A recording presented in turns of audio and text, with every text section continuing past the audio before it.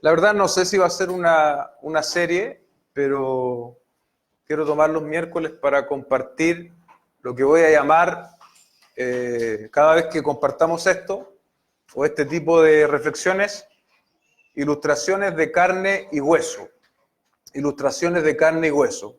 Cuando alguien predica, a veces hace una ilustración. Yo también lo hago a veces. La idea de la ilustración es ejemplificar algo que la palabra está diciendo. Entonces, lo cierto es que la misma Biblia está llena de ilustraciones de carne y hueso. ¿A qué me refiero?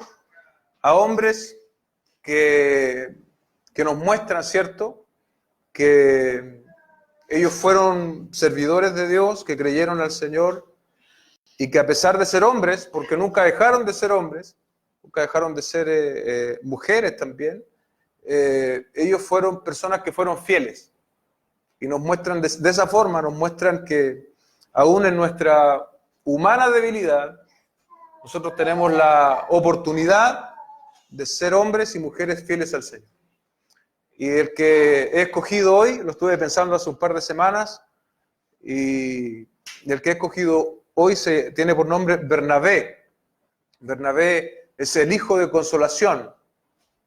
Entonces hoy día vamos a descubrir quién fue Bernabé y lo más importante, ¿cierto?, de qué manera la vida de Bernabé ilustra el carácter de la vida cristiana que glorifica a Dios. En otras palabras, ¿qué de lo que Bernabé fue me enseña a mí que yo tengo que, de cierto modo, imitar?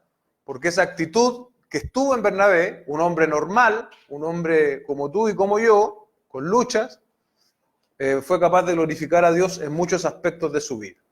Amén. Vamos entonces a la palabra del Señor. Y la vida, o lo que se nos dice de Bernabé en particular, lo encontramos en el libro de Hechos. Y vamos a partir en Hechos, capítulo 4, verso 34. Verso 30, no, Hechos, capítulo, así está bien. Hechos, capítulo 4, verso 34 al 37. Amén, voy a leer. Dice: así que no había entre ellos ningún necesitado, porque todos los que poseían heredades o casas las vendían y traían el precio de lo vendido y lo ponían a los pies de los apóstoles, y se les repartía a cada uno según su necesidad.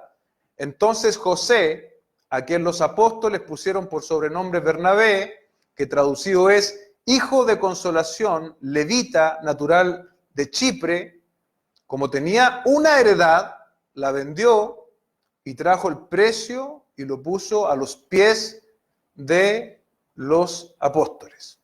¿Note usted cuál es el nombre de nuestra ilustración de carne y hueso hoy? José. Sin embargo, los apóstoles le cambiaron el nombre y le pusieron Bernabé, que traducido es hijo de consolación. Usted va a ver en el contexto que claramente los apóstoles le pusieron este nombre no por casualidad, sino porque vieron efectivamente consuelo en la vida de Bernabé. Pero lo vamos a ver en el desarrollo de la reflexión de este día. Por lo tanto, era un conocido, no era una persona desconocida en la iglesia, en la primera iglesia de Jerusalén. Dice que era de Chipre. Chipre, si usted va a un mapa, a esos mapas que nunca vemos que están detrás de la Biblia, Chipre es una isla muy pequeña, que no está muy lejos de Jerusalén. Y dice que era levita, es decir, era de la tribu de Leví, era un judío. Sin embargo, que se había criado en esta ciudad, en esta isla de Chipre.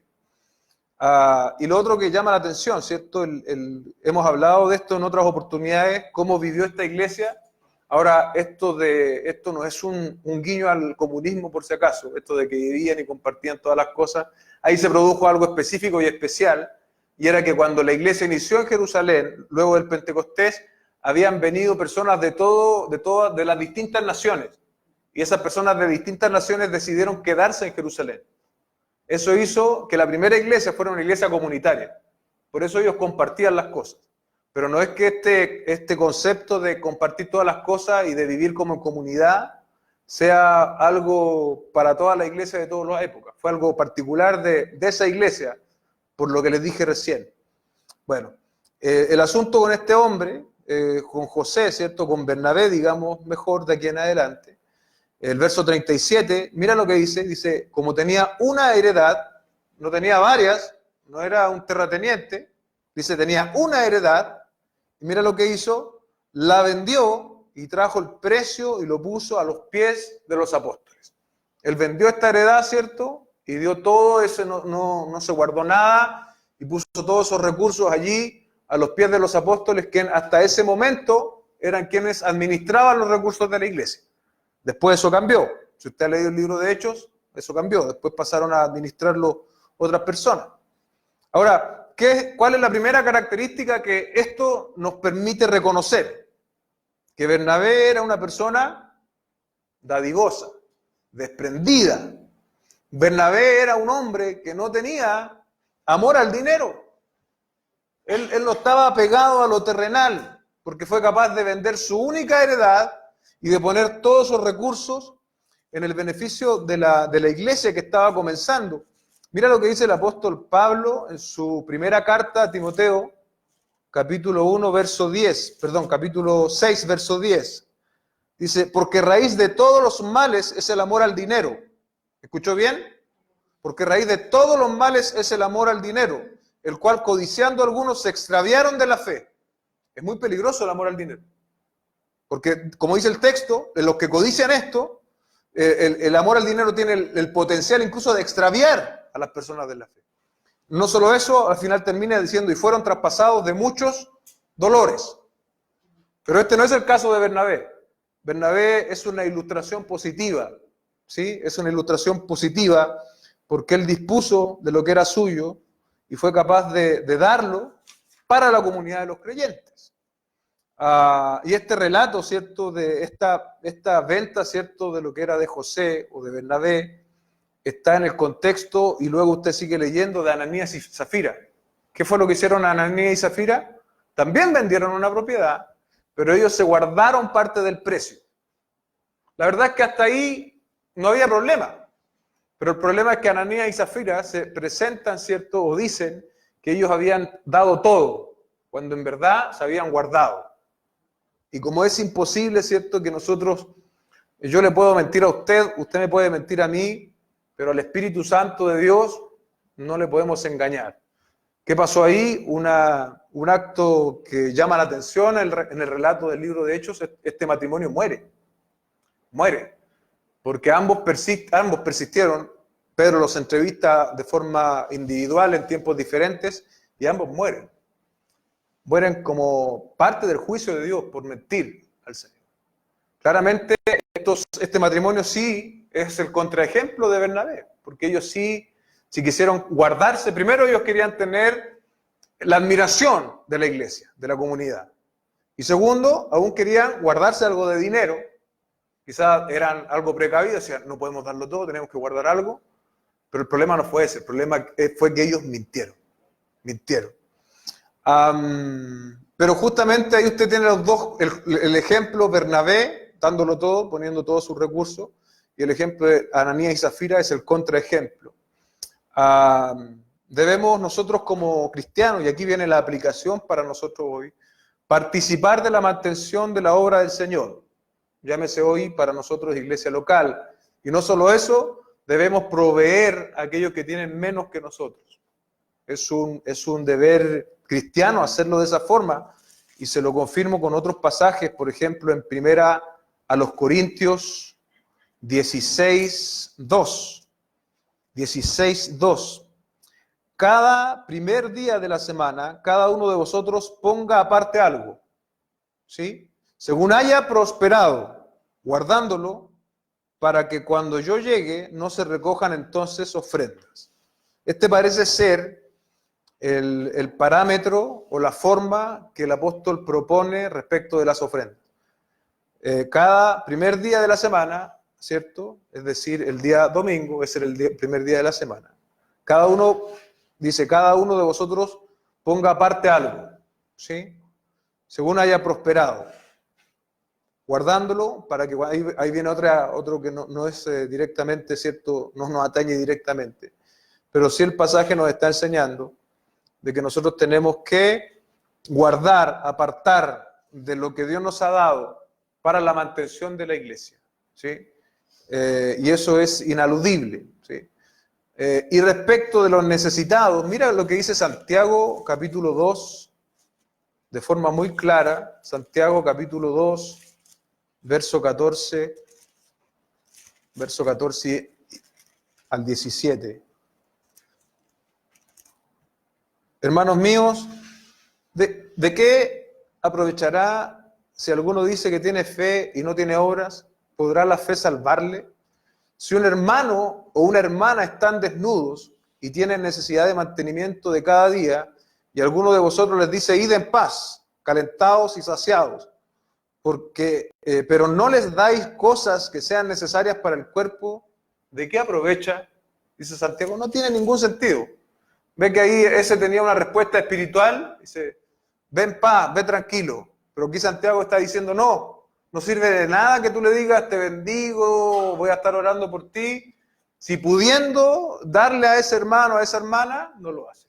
Eso es lo que está diciendo. Así que también la fe, si no tiene obras, es muerta en sí misma. Ahí está hablando directamente, dice incluso Santiago, de un hermano de la comunidad de creyentes. Por lo tanto, tenemos una responsabilidad de, tal vez, no estamos al punto de este Bernabé, de este chipriota, ¿cierto? Pero él nos enseña el desprendimiento. ¿Y cómo se manifiesta hoy el desprendimiento en nosotros? ¿Cómo debiese manifestarse? Debiésemos ser colaboradores según hayamos prosperado con la iglesia del Señor. Y si tú tienes más de lo suficiente, tú debieses estar ocupándote de satisfacer necesidades materiales de otros que tienen menos. En el contexto de la iglesia primero, y tal como lo ordena también el apóstol Pablo, me parece en los Gálatas, y luego también a los demás. Primero la familia de la fe, y luego con todos los demás. Por lo tanto, ahí tiene el primer ejemplo de este Bernabé. Tengo 4, así que voy a ir más rápido, si no, no voy a llegar. De esta ilustración de carne y hueso. Lo segundo, y ahora le voy a enunciar lo que este hombre es. Este hombre fue un puente, fue un hombre puente, fue un conciliador. Y avanzamos a Hechos capítulo 9, verso 26. Dice, cuando llegó a Jerusalén, trataba de juntarse con los discípulos, está hablando de Pablo, pero todos le tenían miedo, no creyendo que fuese discípulo. ¿Sí? Entonces Bernabé, tomándole, lo trajo a los apóstoles y les contó cómo Saulo había visto en el camino al Señor, el cual le había hablado, y cómo en Damasco había hablado valerosamente en el nombre de Jesús. Amén. Entonces había un temor comprensible, había una tensión, una desconfianza, porque recuerde usted que Saulo era perseguidor de cristianos. Y ahora resulta que este perseguidor de cristianos se había convertido al Señor. El Señor se le había aparecido, ¿cierto? Hechos capítulo 9, el Jesucristo resucitado. Pero aún, ¿cierto? La desconfianza de la iglesia y de quienes eran parte de la iglesia era como ciertamente razonable. ¿Y qué hizo falta? Hizo falta un intermediario. Hizo falta alguien que conciliara. Hizo falta alguien que fuese puente. Un hombre valiente que se pusiese ahí entre esta brecha que se hizo entre este nuevo convertido, ex perseguidor de la iglesia y la iglesia. ¿Quién fue ese hombre? De nuevo, nuestro personaje del día de hoy, Bernabé, verso 27. Entonces Bernabé actuó como puente de manera, ¿cierto?, de que las defensas, ¿cierto?, el sistema inmune de la iglesia bajara en contra de Pablo y para que Pablo pudiese ser recibido. Imagine el escenario, ¿cierto? Yo se lo decía recién. Ahora, ¿cuál es nuestra actitud frente a este tipo de situaciones? ¿Cómo nos comportamos? Somos de los que cuando hay una tensión, ¿cierto? ¿Somos de los que echan leña al fuego o somos de los que concilian? ¿Somos de los que somos puente? La verdad es que nosotros los hijos y las hijas del Señor debiésemos ser hombres conciliadores, debiésemos ser agentes de paz, tal como lo dice el Señor Jesucristo en el Sermón del Monte, Mateo 5, verso 9. La bienaventuranza respecto de los pacificadores. Mira cómo lo dice el Señor. Bienaventurados los pacificadores, porque ellos serán llamados hijos de Dios. Hijos de Dios. Frente a las tensiones diferentes que podamos encontrar, ¿cierto? Aquí había una tensión de tipo comunitaria en la iglesia, pero nosotros también vivimos tensiones diariamente, que ya sea familiares, en el trabajo. ¿Cómo nos comportamos? ¿Somos agentes de paz? ¿Somos como hubiese sido Bernabé hoy? ¿O más bien somos irritables? ¿Somos de los que echan leña al fuego en vez de calmar la situación? Mira lo que dice Romanos 12, 18. Romanos 12, 18 dice, si es posible, en cuanto dependa de vosotros, estad en paz con todos los hombres. Y esto es bastante amplio, ¿eh? Cuando dice con todos los hombres, porque no dice con todos los hermanos, dice con todos los hombres. Con todos los hombres. Ahí tenemos que tener una intención de paz, de estar, de ser nosotros este tipo de puente, ¿cierto? De que fue Bernabé. Ahí ustedes tienen el segundo ejemplo. Un tercer ejemplo, Bernabé fue un hombre confiable y visionario en la obra del Señor. Yo quiero empezar este punto con algunas preguntas. ¿Ha notado usted lo fácil que hacemos planes? ¿Sí? Respóndase eso ahí en la interna. Y lo segundo, de esa misma pregunta o una subpregunta, ¿y cuántos de esos planes tienen que ver con el Señor y no con nuestros propios intereses?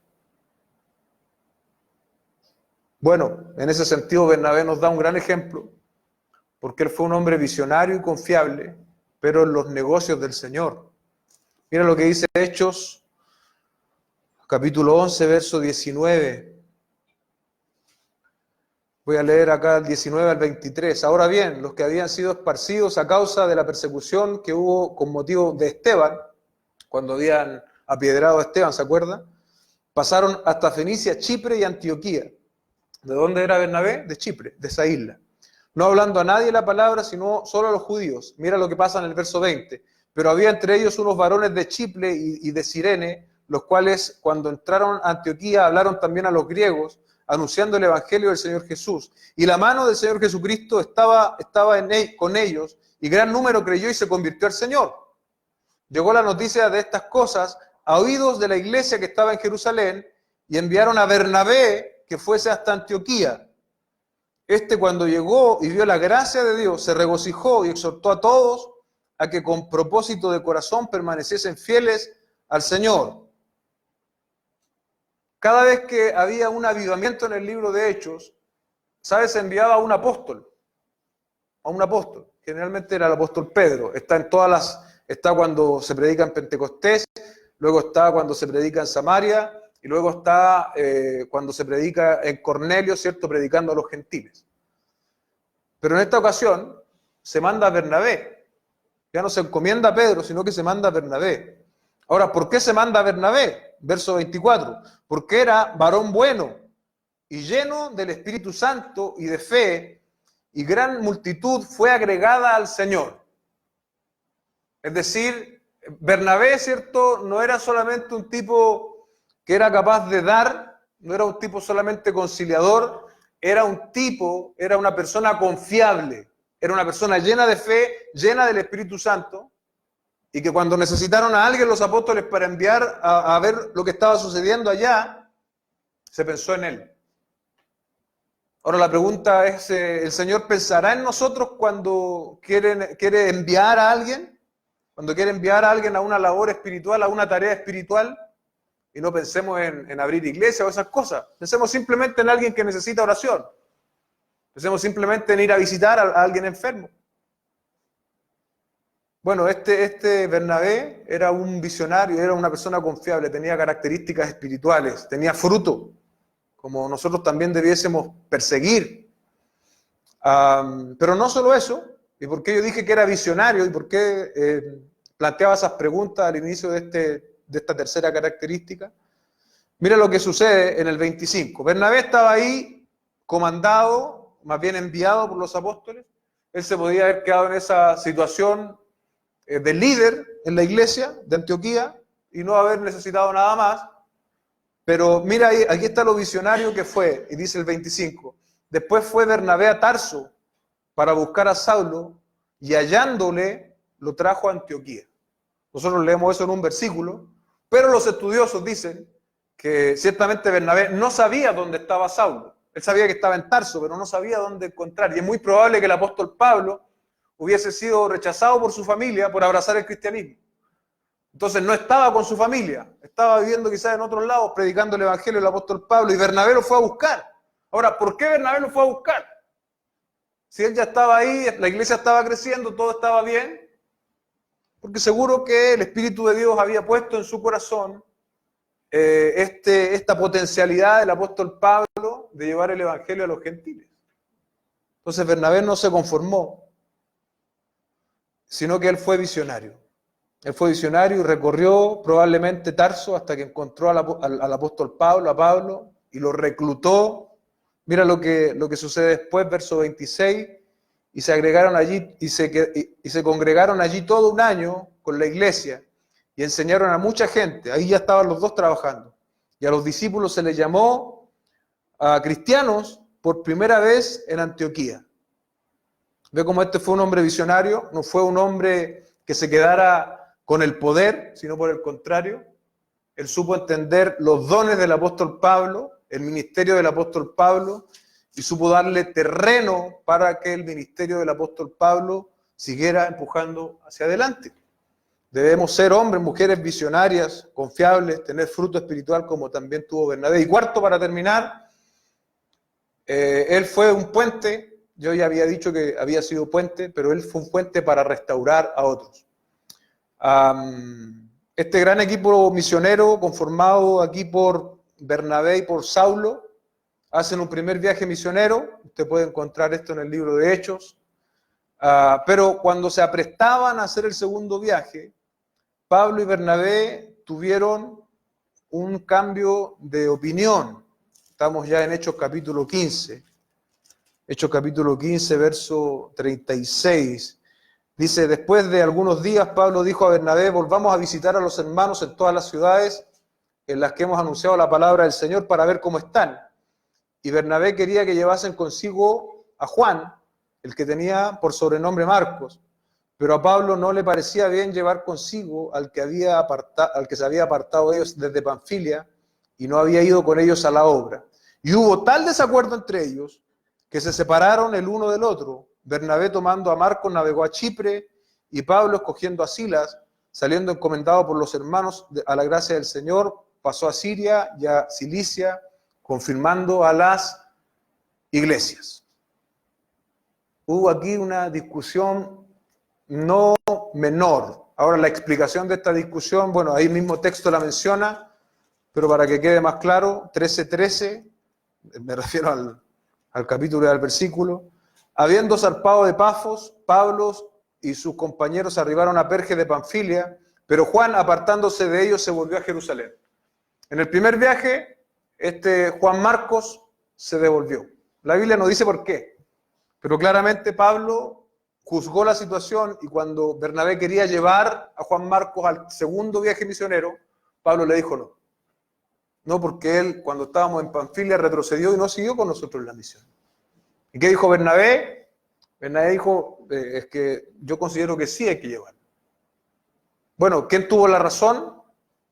Y aquí se da esas situaciones que a veces la Biblia nos relata, pero que cuando nosotros con el Nuevo Testamento completo podemos ver que Bernabé tuvo algo de razón.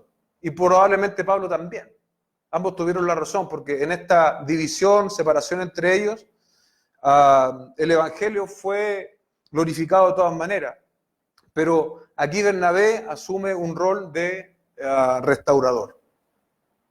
¿Sí? Ese mismo que había invertido sus recursos, da cuenta de que él no solo era capaz de invertir sus recursos, ¿cierto? Y de darlo todo, sino que dejar de lado un ministerio exitoso con el apóstol Pablo por restaurar tal vez a un inmaduro Juan Marcos.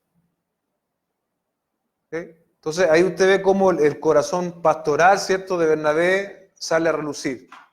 Probablemente el mismo corazón con el cual él había traído a Pablo a Jerusalén, el mismo corazón que cuando él estuvo en Antioquía lo fue a buscar a Tarso. Pero era muy arriesgado, ¿cierto? Porque ¿qué pasa si Juan Marcos no madura? Bueno, este hombre, Bernabé, estuvo dispuesto a dar su propia vida, ¿cierto? Su ministerio exitoso con el apóstol Pablo, a ponerlo en juego por la restauración de Juan Marcos. Y la historia nos muestra que finalmente él no se equivocó. Usted sabe, Juan Marcos es el que escribió el Evangelio de Marcos. Y no solo eso, el mismo apóstol Pablo, este que le hace la cruz ahora, en su segunda carta, en la última carta a Timoteo, dice, tráeme a Juan Marcos porque me es útil para el ministerio. Entonces, Bernabé no se equivocó, pero Bernabé tuvo que pagar un precio, ¿cierto?, para restaurar a este Juan Marcos. ¿Cuál es nuestra labor? ¿Sí? No somos grandes Pablo, no somos grandes Bernabé, pero ¿qué estamos haciendo por restaurar nosotros al más débil? Es importante que nosotros nos pongamos como puentes para restaurar a otros. Ahora tenga por seguro que cuando Bernabé toma a Juan Marcos, nosotros no tenemos los pormenores, pero no es que lo fuese a abrazar y a decirle te quiero mucho. La restauración que él con toda seguridad tuvo con Juan Marcos tiene que haber sido bastante sin pelos en la lengua, porque este acto de devolverse desde un viaje misionero no era menor, porque no era una empresa secular, estaban trabajando para el Señor. Entonces, probablemente Bernabé supo cómo restaurar a este hombre. Ahora, nosotros tenemos que tomar las herramientas que Dios nos da. Tal vez hay más de algún Juan Marcos cerca nuestro, que no requiere que yo vaya a hablarle, porque a mí no me va a escuchar. Pero tal vez si tú le hablas, vas a ser el Bernabé de ese Juan Marcos que a lo mejor hoy día nadie da un peso por él. Ilustraciones de carne y hueso. Bueno, partimos hoy día con Bernabé. Como les dije, no sé si vamos a hacer, creo que sería lindo examinar varios, además aprendemos un poco más de la Biblia. Pero hoy día partimos con Bernabé y bueno, si Dios quiere la otra semana, si Dios lo confirma así también, veremos otro personaje. Pero recuerde esas 4 características. Primero, fue un hombre dadivoso, desprendido de lo material, fue un hombre conciliador, fue un hombre confiable, visionario, un hombre lleno de fruto y finalmente fue un hombre restaurador, un medio de restauración en las manos del Señor. Un hombre que con toda seguridad no persiguió su propia gloria, no persiguió su propio bienestar, no persiguió su propia economía, sino que él trabajó de forma incógnita y desconocida para la gloria del Señor. No se necesitan tantos Pedros ni tantos Pablos hoy en día. Se necesitan hombres que trabajen, mujeres que trabajen desde lo incógnito para el Señor, que procuren la gloria de Cristo, con alguna de estas características al menos. Que el Señor nos ayude, amén. Oremos. Señor, te damos gracias por este tiempo, por esta reflexión. A mí en lo personal me bendijo mucho, me desafió mucho el poder hacerla. Quisiera yo mismo, Señor, reflejar ciertas características de Bernabé. Quisiera ser un hombre más desprendido con tu obra y con otros. Quisiera, Señor, ser más conciliador. Quisiera tener una mayor visión para poder ver quiénes son útiles en tu ministerio e impulsarlos, como hizo Bernabé con Saulo. Y quisiera, Señor, ser restaurador. Quisiera no tener palabras de juicio en mi boca, sino palabras de restauración para aquellos que están caídos. Si este hombre, llamado Bernabé, un hombre de carne y hueso, lo pudo hacer, tengo la impresión de que nosotros también podríamos hacerlo si nos disponemos en tus manos. Te damos gracias, Señor, en el nombre de Jesús. Amén y amén.